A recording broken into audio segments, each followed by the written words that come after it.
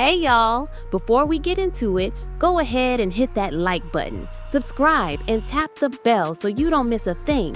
Because today, we're unpacking one of the most gripping testimonies from the federal trial of Sean Diddy Combs. I'm talking about the 3-day testimony of a woman known only as Mia. She's the former personal assistant to Diddy, testifying under a pseudonym for her privacy. And let me tell you, Mia's story shook the courtroom to its core. Before we begin, a quick trigger warning. This report includes descriptions of sexual violence and abuse. Now, let's step into the courtroom. Mia takes the stand. It's the start of week 4 of the trial, and Mia, a petite woman in her late 30s, walks to the witness stand, hands trembling. Courtroom sketch artists aren't even allowed to draw her face because of special privacy measures. She speaks in a soft, almost timid voice, head down, often twisting a tissue in her hands. In fact, she's so quiet that Judge Arun Subramanian repeatedly has to ask her to speak up so the jury can hear her.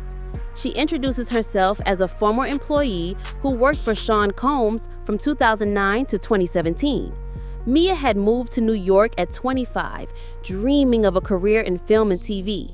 And Diddy was the ultimate boss, larger than life, magnetic. He hired her as a personal assistant in 2009 and quickly promoted her to a director role at his company, Revolt Films. On paper, it was a dream job. $50K salary, the chance to mingle with A-listers, a foot in the entertainment industry. But the reality, chaotic, toxic, yet sometimes exciting, is how Mia describes those years. In her words, the highs were really high and the lows were really, really low. Mia paints a picture of a work environment straight out of a nightmare and maybe a reality show. Diddy's mood swings dictated everything. When he was in a good mood, it could be amazing. Lavish parties, private jets, Prince concerts, rubbing shoulders with celebrities. When he was happy, I was safe, Mia explained. But when the mood turned dark, all hell broke loose. She testifies that Combs could flip in an instant from treating her like family to terrifying her. One of her official job duties? Protect him at all times, including anticipating his needs, whims, and moods 24/7. And believe me, that was no exaggeration. Mia recounts how she often worked around the clock on Diddy's orders. On her very first day, he kept her running from his New Jersey mansion to Manhattan and back without a single hour of rest. She even remembers a trip to Las Vegas where she was forced to stay awake for 5 days straight. 5 days! Can you imagine? Mia says she was popping her prescription Adderall just to quasi-function and keep her eyes open until her body finally broke down. At one point, after days without sleep, she felt like she was underwater, her vision blurred, her balance gone, and suddenly she just burst into tears, hysterical and shaking. Only then, she says, did Diddy finally give her permission to catch a few hours of sleep. I didn't fully understand what 24/7 meant until I lived it. She also wasn't allowed to leave Diddy's presence without explicit permission, even on her off hours. In one instance, Mia thought her boss was asleep for the night, so she snuck out of the house to meet up with friends, just normal human stuff. But soon, her phone rang. It was Diddy's security. Puff knows you're gone. He's sending someone to get you right now. Mia realized that in Diddy's world, off the clock didn't exist. She was expected to be within his eyesight from the minute he wakes up until the moment he falls asleep, and even in between in case he needed something in the middle of the night. She couldn't even lock her bedroom door at night. Diddy insisted that Mia's doors stay unlocked, accessible at any time. Meanwhile, members of his security team, guys known as Uncle Paulie, D-Rock, Ruben, all had locks or key codes on their doors. Think about that imbalance. The bodyguards could bolt themselves in for privacy, but the young female assistant was required to be essentially available on demand, day or night. Mia testifies that at the time, she accepted these bizarre rules because she was ambitious and eager to please.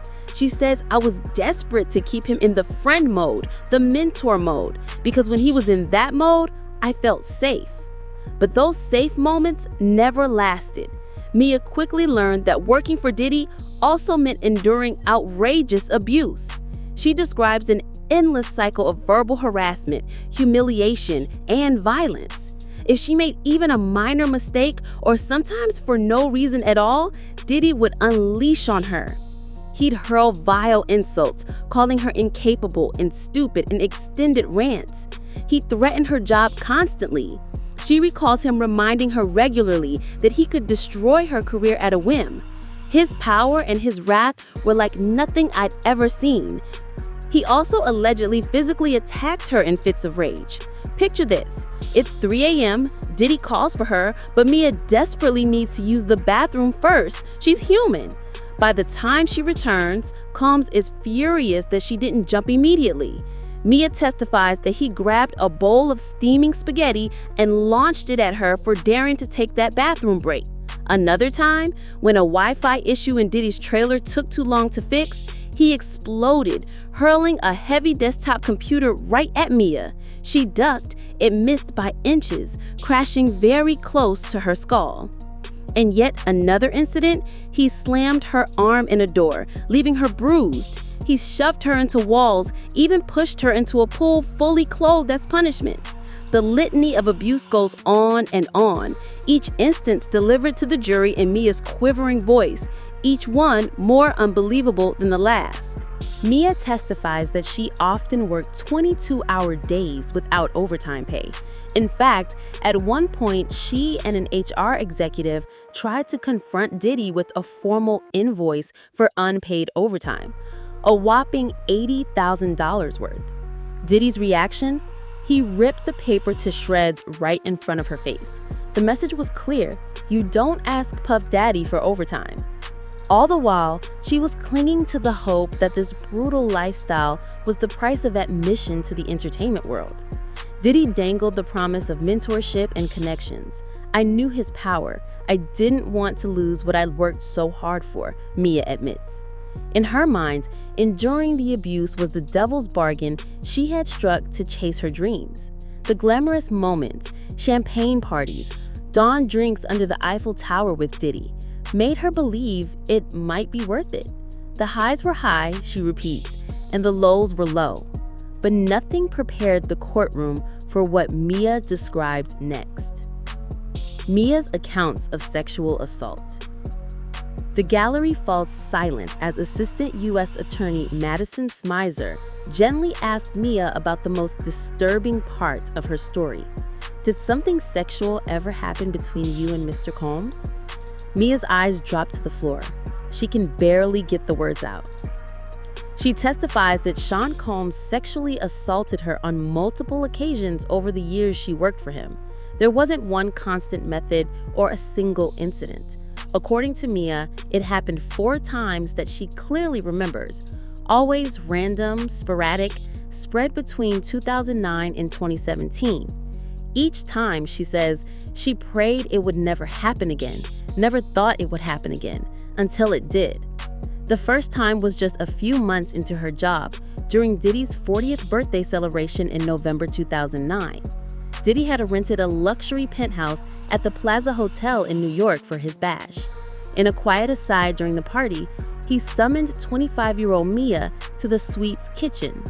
He poured her 2 shots of liquor, something to celebrate the good work she'd been doing. Initially, Mia thought he was just being a generous boss. He praised her and gave a warm toast. But then, without warning, he leaned in and started kissing her. Before she could react, his hand was up the skirt of her dress. Mia jolts visibly even as she recounts it on the stand. This was her boss, nearly twice her age, a man with a longtime girlfriend, Cassie, present elsewhere at the party. She managed to push him away and left the kitchen in shock. She didn't tell a soul that night, not the other assistants, not Cassie, no one. I was so confused and ashamed, she says softly. The second incident she describes is even chilling. It was late 2009 or early 2010 after Diddy had flown her out to Los Angeles. Mia often stayed in the staff bedroom at Diddy's LA mansion, but as mentioned, she was forbidden from locking her door at night. One night, Mia was sound asleep in bed when she awoke to find Sean Combs on top of her. He had entered her room uninvited.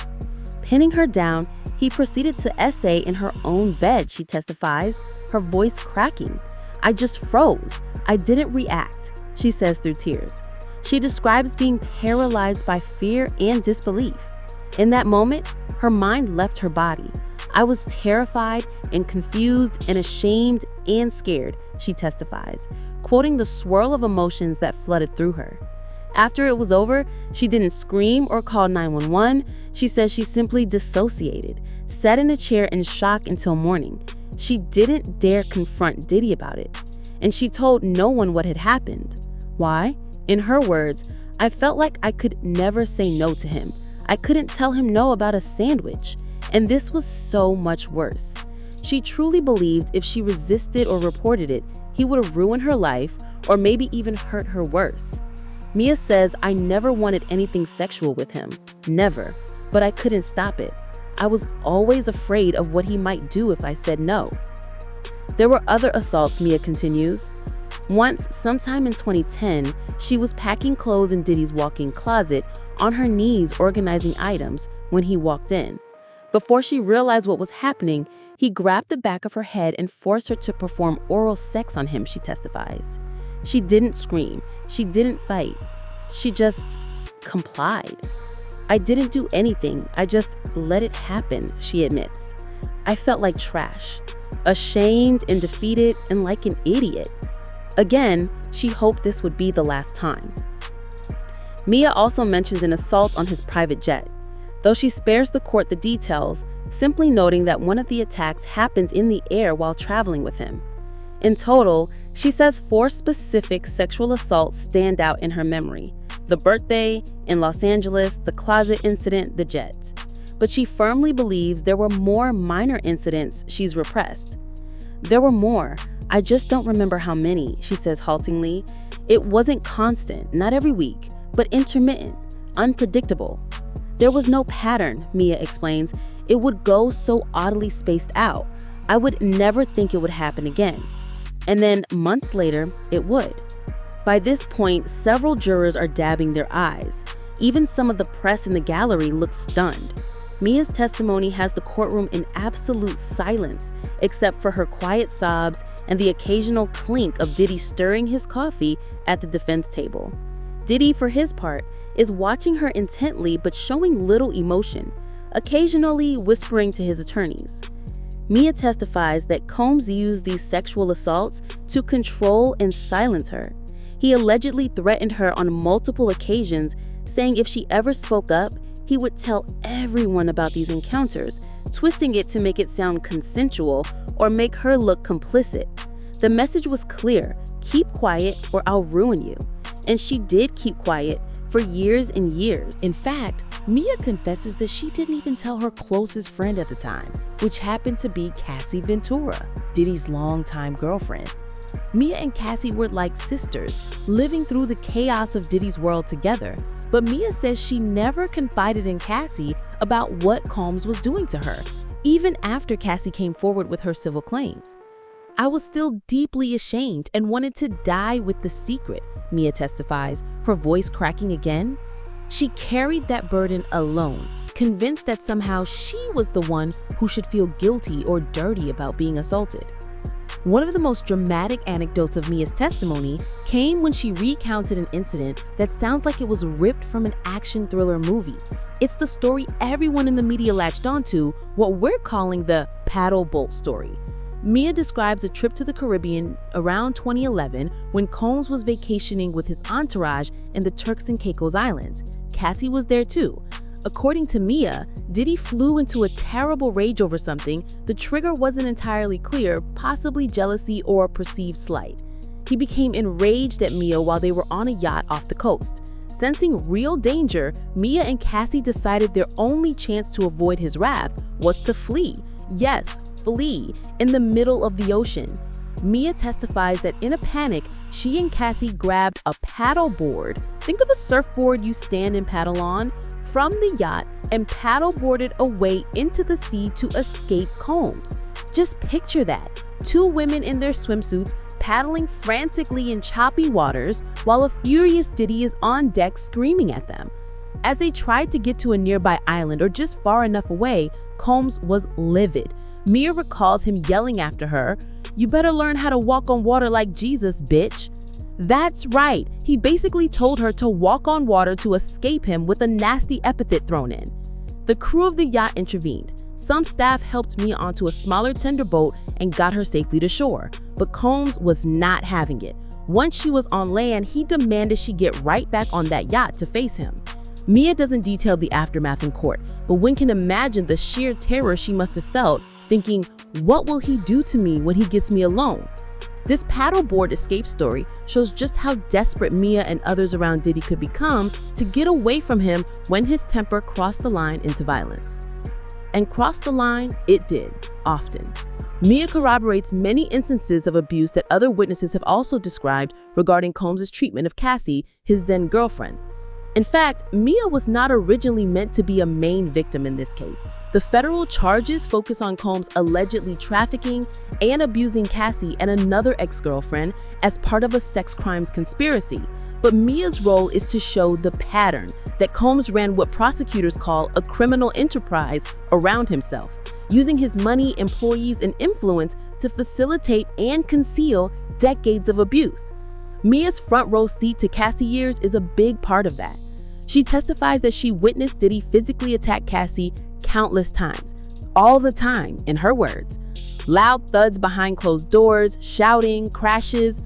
Mia recounts one early incident around 2009-2010. She heard commotion and saw suitcases flying down the staircase of Diddy's home and Cassie cowering as Combs threw her belongings during a violent outburst.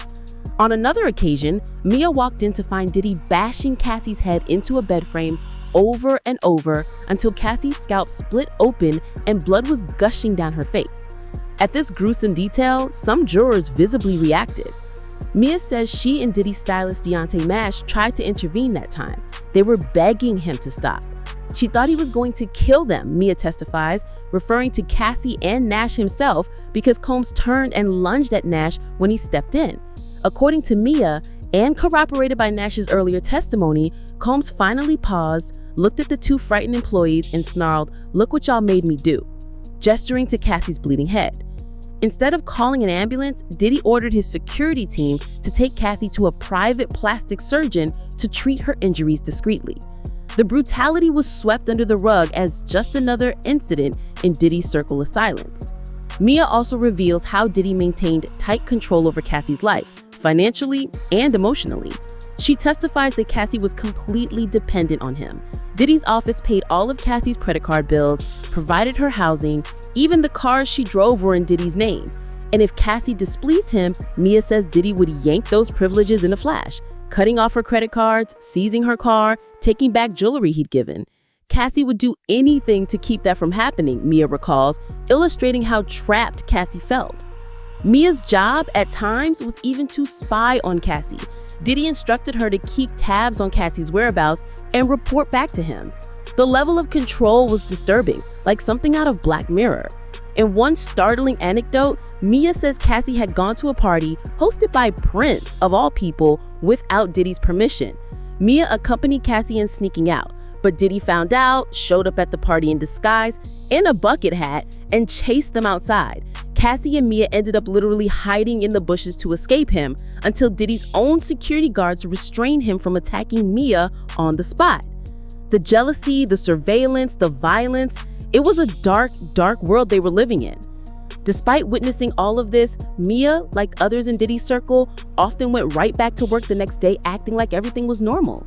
There's a concept prosecutors brought up in this trial through expert testimony: trauma bonding. The idea that abusers mix acts of terror with acts of love, creating a powerful emotional bond that traps victims. Mia's story embodies that. She admits on the stand that after these horrific incidents, she and others would still feel loyalty and even affection towards Combs. Case in point, after seeing him nearly kill Cassie that night, Diddy's stylist Nash still invited Combs to Cassie's birthday party later on, because saying no to the boss was unthinkable. When a prosecutor asked Nash in court why on earth he'd host Combs at Cassie's birthday after seeing such violence, Nash answered candidly, "Girl, I was not about to tell him he couldn't come give that girl a party." That sums it up. Everyone was afraid to stand up to him, even to protect someone they cared about. Mia testifies she was also afraid to go to the police with any of this. 2 times, she says, she actually came in contact with law enforcement during particularly bad incidences, but both times the officers were starstruck by Diddy and effectively did nothing. Once, an LAPD officer recognized Diddy at an event and was so deferential that Mia knew reporting a complaint right then would go nowhere. She says it confirmed my belief that Puff's authority was above the police, she says bitterly. Plus, Mia reminds the jury that she had signed NDAs as part of her job, and Diddy drilled into everyone that those were paramount. She believed breaking the NDA could mean being sued into oblivion. Between the legal bag, Diddy's power, and her own shame, Mia felt completely trapped and voiceless. By the end of her direct examination, Mia is emotionally exhausted, and so was everyone in the courtroom. She's recounted years of trauma, sleepless nights, physical beatdowns, sexual assault, mental manipulation, seeing her friend Cassie abused, all of it. She testified that the entire experience left her with complex, severe PTSD, so debilitating that she hasn't been able to hold a job since then. In December 2016, when Diddy finally fired her, we'll get to why shortly, she texted someone, "I'm going to kill myself. My life is over." Think about that. By then, she described her job as inescapable hell, yet losing that job sent her into self-harm desperation. That's how deep the trauma bond went. She literally felt her identity and self-worth had been erased when she was cast out of Diddy's inner circle. As Mia finishes telling her story on Direct, she breaks down sobbing, face in hands. Even Judge Supermanian calls for a brief recess to let everyone breathe. The courtroom is heavy. Some jurors look shaken, others look angry, likely at Diddy. In a corner, one of Diddy's defense attorneys is frowning deeply, scribbling notes. They know they have a lot of damage to control here. After a short break, it's time for the defense to cross-examine Mia. And this is where the tone in the courtroom shifts dramatically. Enter Brian Steele, Diddy's lead defense attorney. Now, Brian Steele is a seasoned trial lawyer known for an aggressive style. He's represented big names like rapper Young Thug. But as he approaches the podium to question Mia, he starts off uncharacteristically gentle. It's almost jarring. He speaks softly, even apologetically at first, acknowledging the sensitive nature of Mia's allegations. This seems to be a strategic move, perhaps to lull the jury into seeing him as reasonable and respectful before he goes in for the kill. Steele's initial questions are softballs. "Because of Sean Combs, you suffer a great deal," he asks. "Yes," Mia replies quietly. He even refers to the alleged assaults as unthinkable, violating you in the most unthinkable manner, essentially validating how horrific the claims are. Mia, sniffling, agrees these were the worst things to ever happen to her. Steele gently confirms she had thoughts of self-harm, which she affirms. On the surface, it looks like the defense attorney is showing compassion, but make no mistake, this is a setup. He's getting Mia comfortable, getting the jury nodding along that yes, this was all terrible, if it happened the way she says. The unspoken question he's planting is, did it really happen that way? After a few minutes of this empathetic routine, Steele's tone starts to sharpen. He pivots to what he clearly believes is Mia's weak spot: the apparent contradictions between her testimony of abuse and her past affectionate behavior toward Combs. Essentially, he wants the jury to think, if Diddy was so awful, why did Mia act like she loved him? He begins unveiling evidence, not of crimes, but of Mia's own words and actions during the time she says she was being victimized. And a lot of it, frankly, shows Mia seemingly adoring Diddy. Over the next several hours, Steele conducts what can only be described as a painstaking, repetitive interrogation centered on Mia's social media posts, text messages, photos, and emails from those years. He has binders of Instagram printouts and text logs, One by one, he puts them on a screen and asks Mia to read them aloud. This is excruciating for her, not because she's ashamed of what they say, these are public after all, but because she knows how damning they might look to a jury who doesn't understand the context. Still, she complies, voice quavering slightly as she reads message after message. Instagram, 2013, a photo of Diddy bringing her a Starbucks latte with Mia's caption.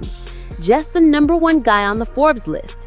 Getting me a vanilla latte, no big deal. Regular people-ish. At I am Diddy. Hashtag Starbucks. Still has her confirm the date, October 2013, 4 years after you say he traumatized you, right? Yup, Mia admits. Instagram 2014, Diddy Stack with 45 birthday. Mia posted a birthday tribute calling him her mentor and thanking him for always letting her give birth to her dreams. The image was a goofy staged photo of Diddy dressed as a doctor delivering a baby. Mia's idea of a joke. Still pounces. This is the anniversary of when you say he sexually assaulted you at his birthday in 29, right? Mia corrects him that she doesn't consider it an anniversary, just his birthday. It was his birthday to me, she insists. Instagram, another birthday year. Mia wrote that Diddy gave her an extended family for life and called him one of her greatest friends. The attached photo shows her in a tutu next to Diddy, who appears to be grabbing his crotch comically. Steele points this out crudely, suggesting Mia even posted an image of her alleged abuser holding his private part next to her. And you chose this image. Yes, Mia says, explaining it was all in jest at the time. Steele needles. Your friends and family could see this, right? You were proud of Mr. Combs, weren't you? Mia finally pushes back a bit. No, I posted it because Instagram was a place to show how great your life was, even if it's not true. I didn't want my family and friends to know the misery I was in. Of course you post the great times. The highs were high and the lows were low. And also, he saw my Instagram. Her answer is powerful. She's basically saying social media was a facade and she curated it knowing Diddy himself was watching her online, but still barely lets that register before moving on to the next item. Text message, January 2019. Mia reads out a text she sent Diddy describing a nightmare she had. In the dream, she says she was trapped in an elevator with R. Kelly, the R&B singer later convicted of sex trafficking, and Diddy heroically rescued her as her protector. In real life, she texted Diddy about this dream, saying it must mean he's her guardian angel or something. Still zeroes in on, you called him your protector, the man you now say terrified you. Mia tries to explain. There were two versions of Puff in her mind. She did love that dude, she says, of one side of Diddy, the side that was fun, caring, that used to be her protector against the chaos of his own creation. But there was also the other side, the version of Combs who flung me into walls and sexually assaulted me, she testified. It's a chilling concept. Diddy was both the devil and the supposed savior in her world. Steele, sounding almost incredulous, asks how she could possibly reconcile those two. Mia sighs and gives a line that really stayed with me. He protected me from the other versions of himself. Essentially, when Diddy was in a loving mood, he'd protect me from Diddy in a rage. To her, it felt like two different people, and she loved one of them. Text exchange 2020. Life is fucking insane, but it's rough. I love you with all of my heart and I'm here for you forever. Combs replied, love, love, love, love. She answered, and I love, love, love you. Reading that out loud, Mia looks embarrassed. Why would a victim say, I'm here for you forever to her attacker 3 years after leaving his employ? That's the question Steele wants the jury to chew on. Her answer, which she repeats often, is, I was still brainwashed. She explained she was under Diddy's psychological control for years, and that doesn't disappear overnight. In 2019 to 2022, when those texts were sent, she still felt loyalty and care for him on some level. She even admits she craved the validation from him, the dynamic where he'd sometimes act like a best friend. It's complex, to say the least. And on it goes. Dozens of examples. Steele essentially forces the jury to confront a paradox. The Mia of 2009 to 2016 seems to be a devoted, even fawning member of Team Diddy, posting smiling photos at Burning Man with him and Cassie, vacation snapshots in Cabo, wearing matching bracelets with Cassie, which Diddy paid for, and heartfelt notes calling him a legend and a great friend. This stands in contrast to the Mia of 2025 on the witness stand, describing him as a monster who ruined her life. Brian Steele's job is to exploit that contrast, to undermine Mia's credibility. He hammers it home by asking variations of a brutal question over and over.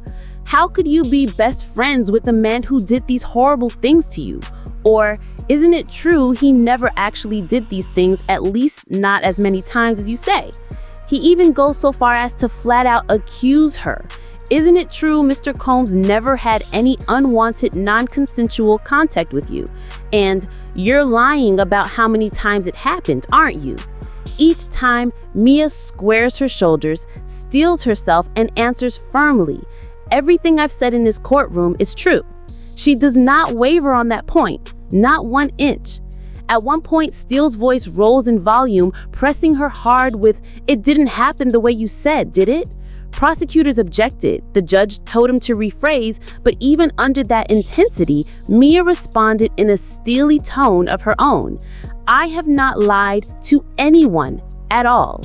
Her demeanor on cross, while clearly strained, becomes resolute. Observers notice she transformed from the trembling, sobbing victim on direct to a more composed, firm witness on cross. Perhaps having to defend her truth ignited some inner strength in her. Steele doesn't stop at social media. He tries other tactics to discredit Mia. He points out that Mia's job involved often carrying a camera to document Diddy's life for his social media or memories. "Do you have any recording of Mr. Combs berating you?" he asks, pointedly. Mia says no. "I would not have been allowed to record that." Steele leans in. "Because it's not true, is it, Mia? Your claims of brutality aren't true, right?" Mia fires back, raising her voice for the first time. "No, it's because he would never let me tape that. Everything I've said is true." He also grills her about the paddleboard escape story. Where are the photos? Where are the texts? Did she ever message someone, "OMG, Puff is chasing us in Turks and Caicos at the time"? There's no physical evidence of that wild tale, he implies. "Was that just made up by you?" Steele asks. Mia answers, "No. She insisted happened, even if she can't produce a selfie from the raft." Then Steele zooms out to suggest that Mia has ulterior motives, namely money or revenge. He brings up how Mia's employment ended. In late 2016, Diddy pushed Mia out of his inner circle, possibly because Cassie and he broke up or just staff turnover. Officially, she was severed from the company by December 2016. Mia admits she was devastated at being fired. This chaotic world had become her whole identity. She texted self-harm messages, as we heard. Steele pounces. "If it was such hell, why were you devastated about leaving? Why wasn't it a relief to be free of him?" Mia explained that at the time she'd been brainwashed and completely enmeshed. Being in Combs' circle was all I had known, 24 hours a day for 8 years. Losing it felt like losing herself. In hindsight, it was fantastic to be out, but at the time, it was the worst thing ever, she tells the jury. Then Steele highlights that after being fired, Mia sought legal recourse. Yes, she lawyered up in 2017 and prepared to sue Diddy for $10 million in damages. This is important. In that draft lawsuit, which never went to court, Mia was not alleging sexual assault. She was claiming things like wrongful termination, possibly harassment, but not SA. She ultimately settled that dispute in a mediation for $400,000. Steele makes sure the jury hears those numbers. She wanted $10 million, she took $400K. He strongly implies that Mia is after another payday now, and that she conveniently remembered to add SA allegations this time because the environment, post-Me Too, is more favorable. He actually uses the phrase that Mia is joining a Me Too money grab against Combs. Mia flatly denies this. "I'm just here to tell the truth," she says, shaking her head at the insinuation. To deepen this line, Steele draws the jury's attention to Cassie's lawsuit. Cassie had filed a bombshell civil suit in November 2023, accusing Diddy of SA, abuse, and sex trafficking, which made headlines and notably settled in one day for a reported $20 million with no admission of wrongdoing. That civil suit was the catalyst that led federal prosecutors to build a criminal case and arrest Combs. Steele suggests that right after Cassie got her $20 million, Mia suddenly decided to talk about being assaulted too. In cross, he establishes that Mia started meeting with federal prosecutors in late 2023, likely as a witness regarding the workplace conditions or Cassie's abuse. She had many meetings, 28 meetings in total, which Steele emphasizes almost with a tone of, "Can you believe how many times she met with them?" And crucially, Mia did not reveal the sexual assaults in the first few months of those meetings. It was only on June 18th, 2024, a date he had marked, that Mia for the first time told prosecutors, "Diddy assaulted me." That was 7 months after Cassie's suit went public. Steele's insinuation is clear. Mia saw Cassie get a bag of money and decided to add SA to her story to bolster a new claim. He asks, "Isn't it convenient that you remembered this after Cassie's lawsuit?" Mia pushes back. She says she never forgot. She was just too ashamed and traumatized to speak of it until that point. "I don't remember the exact date I told them, but I remember that horrible conversation." Imagine holding that in for so long and finally saying it out loud to investigators. She describes it as gut-wrenching. On redirect later, Mia clarifies that those 28 meetings were as much therapy as testimony. She says, "I met with the government so much in order to understand my story. I was terrified of Puff. I was learning at the same time." In other words, each meeting she shared a bit more as she processed it, not that she invented new tales as time went on. Steele also tries to depict Mia as performing on the stand. Remember that cheerful 2013 birthday video Mia made for Diddy? The one where she's bright-eyed, smiling, saying, "I'm so blessed to call you a friend, love you, let's fuck things up," while blowing kisses. The defense fought to get that video admitted, and they succeeded. They played it for the jury to contrast with the Mia sitting before them now. Defense attorney Alexandra Shapiro argued that the happy, confident Mia in 2013 versus the tearful, traumatized Mia in 2025 demonstrates that she's putting on a false persona on the stand, essentially accusing her of acting. Steele even tried to introduce an additional video, sourced from internet sleuths apparently, of Mia dancing joyfully at a party to suggest her anguish is exaggerated, though the judge disallowed that one for procedural reasons. The defense nonetheless made their point. Which one is the real Mia? The bubbly, life-of-the-party gal who called Diddy her bestie, or the crying victim of PTSD? They want the jury to suspect it's the former, and that she's now exaggerating or fabricating for attention or revenge. Throughout this grueling cross-examination, Steele asks the same type of question at least 100 times in slightly different ways. Honestly, it verges on harassment. The prosecutor, Maureen Comey, objects repeatedly, and many of those objections are sustained by the judge for being repetitive or argumentative. The tension in the courtroom is palpable. At one point during a sidebar, when the jury is out of the room, Comey goes off. She accuses Steele of harassing and unduly embarrassing the witness with his tone and approach. She's visibly upset, arguing that this line of attack could intimidate other victims watching the trial from coming forward. "Eyes are on this trial," Comey passionately tells the judge. "Victims in other cases are going to see how victims are treated here. If this victim isn't protected from further harassment, it will deter others." This was a powerful moment, essentially the prosecution calling out the defense for trying to publicly humiliate Mia. Steele counters that he is simply doing his duty to zealously defend his client and test the credibility of accusers. Judge Subramanian mostly sides with Steele on the principle.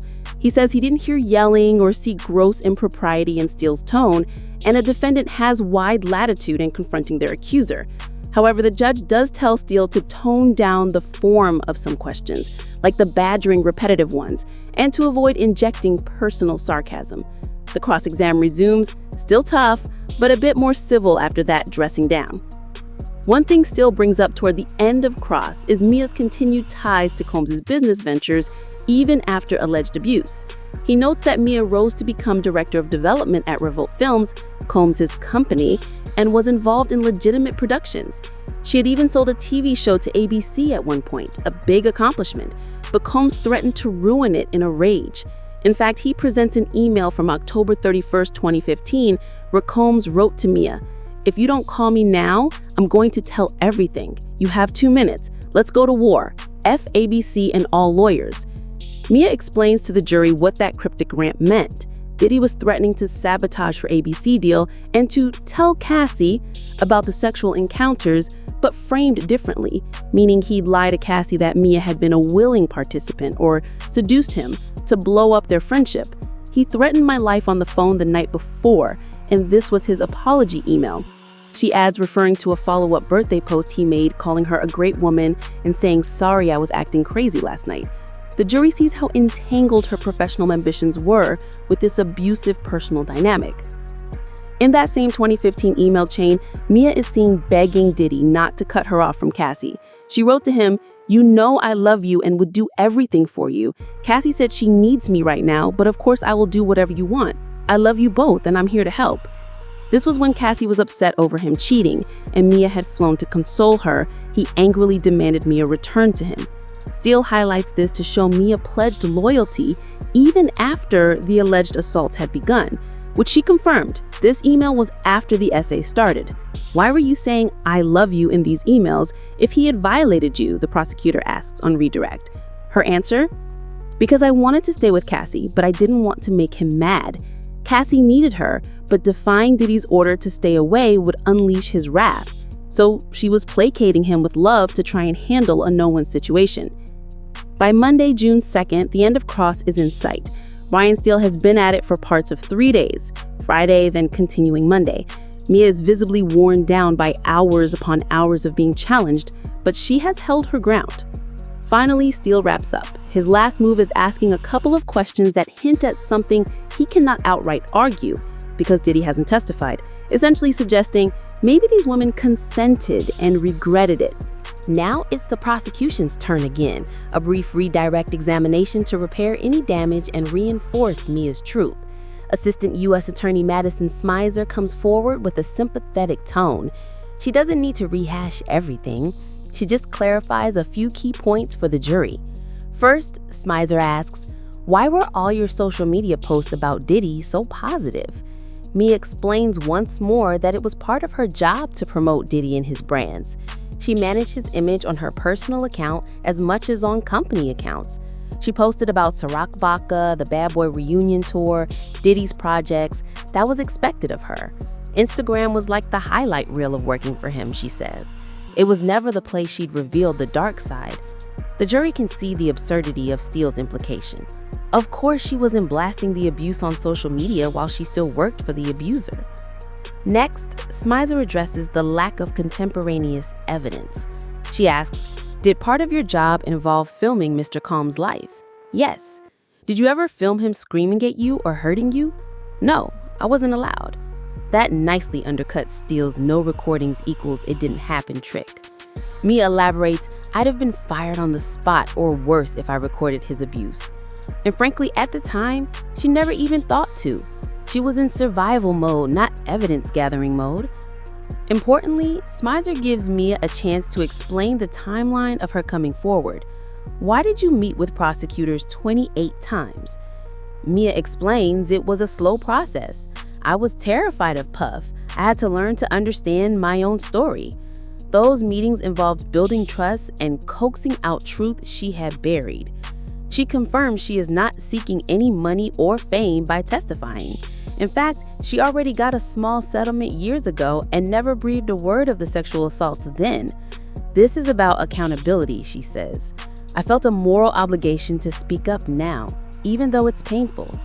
When asked why she speaks with her head down and avoids eye contact while detailing the assaults, Mia responds with raw honesty, "Because it's the worst thing I've ever had to talk about in my life." That line really hung in the air.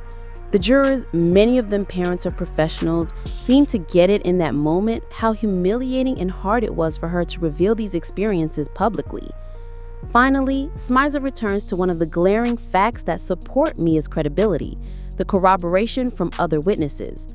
She reminds the jury, through questions to Mia, that Cassie herself testified earlier, confirming major pieces of Mia's story, like that Diddy abused Cassie and even forced Cassie into unwanted sex acts with male prostitutes. That's part of the sex trafficking charge. And Deontay Nash, the stylist, testified and backed up the incident where Cassie's head was split open and Diddy said, "Look what y'all made me do." Mia's not some lone accuser out on an island. Multiple people have described similar horrors at Diddy's hands. Whew! With that, Mia's testimony concludes. And how do you think this is all going to land with the jury? Let's talk about it in the comments below. As always, thanks for watching. But before you go, don't forget to subscribe to this channel, hit the like button, and ring the bell so you don't miss any of my new episodes. I'll catch you in the next one.